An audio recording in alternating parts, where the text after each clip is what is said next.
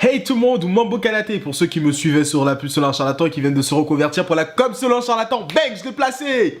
Aujourd'hui, pour cette première vidéo, je vais analyser quelque chose de très spécial, un spot publicitaire de Greenpeace qui tourne en dérision Game of Thrones. Lance le générique, tonton. De la cascade, les sirènes m'appellent. Verre de whisky pour siroter ma peine. Flex avec eux comme le poteau Kraken. Rejoins les dieux sur le sommet d'Athènes. Elle veut un avocat de mon son, pas vraiment au goût de mes sauces. Stop. Vous êtes restés, donc ça veut dire que ça vous intéresse. Vas-y, cut. L'œuvre prise en dérision est en ce moment d'actualité. En ce moment où je vous parle. Peut-être pas en ce moment où vous regardez la vidéo, mais en ce moment où je vous parle, c'est d'actualité. Alors on se retrouve face à un type de spot que j'adore, le marketing social. Si t'as pas vu mon article, je te conseille d'aller checker parce que franchement, on me dit que c'est pas mal. Voilà. Donc qu'est-ce que le marketing social? Alors, le marketing social recourt aux principes et aux techniques du marketing dans le but d'amener... Oh putain. Bref.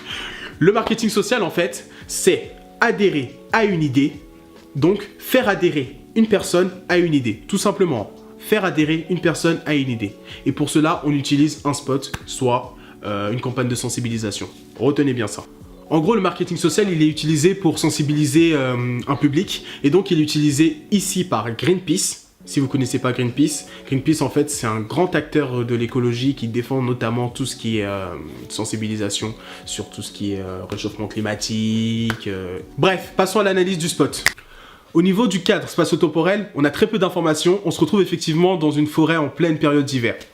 Donc tu as une voix off déjà qui semble décrire quelqu'un qui permet d'introduire la suite du spot. Un plan large nous laisse entrevoir un homme s'avançant vers la caméra. Ce personnage ressemble à un humain, mais à l'épiderme bleu, voire gelé, des yeux bleus clairs et des fentes dans le visage. Nous comprenons que celui-ci n'est pas humain. Cela se confirme quand le mystérieux personnage brandit l'épée, tout en émettant un cri.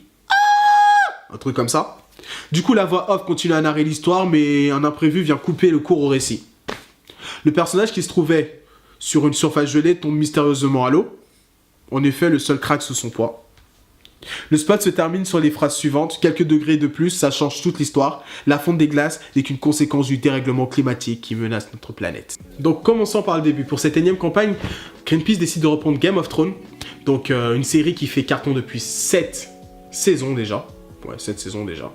Bref, donc au sein de cette série, le créatif décide de reprendre des personnages caractéristiques, mais hyper importants, les marcheurs blancs. En fait, les marcheurs blancs, pour résumer, c'est des gars qui, depuis 7 saisons, marchent en direction du sud, mais qui n'ont pas encore atteint le sud, alors que Jon Snow, un autre personnage principal, a réussi à aller derrière le mur, si je me trompe pas, et faire l'aller-retour en fait en un épisode. Donc c'est des gars hyper badass, les marcheurs blancs, mais putain, ils sont hyper longs.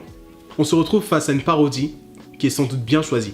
Pourquoi? Tout simplement car Greenpeace décide en fait de métaphoriser la saison hivernale en la comparant avec la saison de Game of Thrones, qui sort, oui, juste après que Greenpeace ait sorti justement son spot publicitaire. Avant de pouvoir tourner la série en dérision, Greenpeace reprend quelques codes en fait des projets audiovisuels, donc c'est-à-dire par exemple la voix off, que nous entendons bien ici. Their skin is as white as the moon. Qui vient introduire la situation de dénonciation suivie de quelques plans représentatifs du teaser. Donc là. And drag them into their sinister fury. Beyond the wall, they're marching onto the Seven Kingdoms. Il y a donc en fait un détournement de la bande-annonce. Greenpeace voit que les bandes-annonces en fait ça pète les scores. Donc il se dit quoi? Tout simplement, on reprend la bande-annonce et on la détourne afin de la présenter comme un spot publicitaire. Donc là, on ramasse des gains. C'est simple. Qu'est-ce que tu fais quand tu regardes un spot publicitaire d'une série que tu kiffes? Premier réflexe, tu vas directement le retweeter, le repartager parce que tu connais cette série, tu connais ce film et t'as hâte que ça sorte. T'es d'accord avec moi? Donc on fournit l'hypothèse que Greenpeace voulait reproduire le même schéma. Car encore une fois, on est dans du marketing social et le marketing social a pour but de faire adhérer à une idée. Si on se concentre sur le spot, certains éléments sont à noter.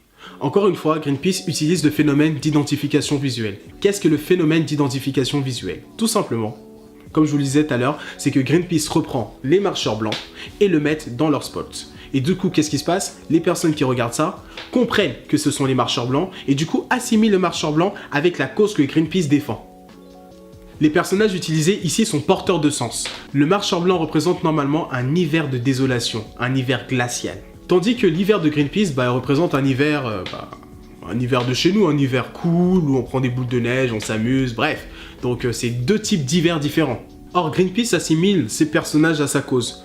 Du coup, ça veut dire que Greenpeace, en fait, nous montre un hiver qui va être légitime de pouvoir perdurer. Je veux dire par là que c'est un hiver, en fait, qui perd tout son côté maléfique. Le côté qu'on peut voir avec les marcheurs blancs, qui sont hyper badass, je le dis encore une fois, mais qui font hyper flipper. Le créatif est donc malin, celui-ci nous donne le sous-entendu suivant. Le plus puissant des hivers, même les marcheurs blancs, ne peuvent pas résister au réchauffement climatique. Ce sous-entendu rend bien compte de la situation que Greenpeace veut nous faire adhérer, et cette hypothèse se justifiera par la mort en fait des marcheurs blancs, tout simplement.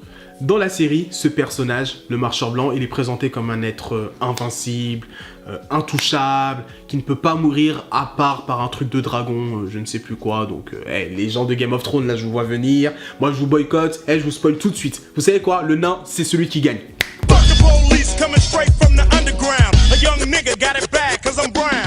Connaître tous ces détails ne fait que renforcer le rebondissement qui va suivre. En effet, au vu du cri que MP1, on s'attend à tout, sauf à la mort bête qui suivra. Cette fin nous montre la chute stupide d'un des personnages au centre de l'intrigue de Game of Thrones depuis plus de 7 putains de saisons. Le tuer serait presque un crime, et je vous vois, ceux qui connaissent très bien la série, et je sens votre colère monter progressivement. Mais stop, arrêtez-vous, qu'est-ce que je vous ai dit?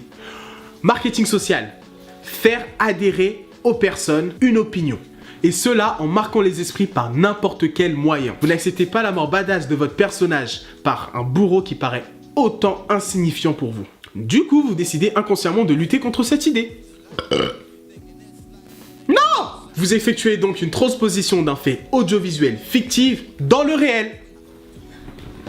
Suite à cela, s'ensuit deux choses caractéristiques des campagnes de sensibilisation. La première, c'est le petit battement qu'il y a entre la fin de la chute et la deuxième chose dont je vais vous parler. Ce battement, il n'est pas là par hasard. Il est là pour renforcer la scène finale. Regardez-le bien.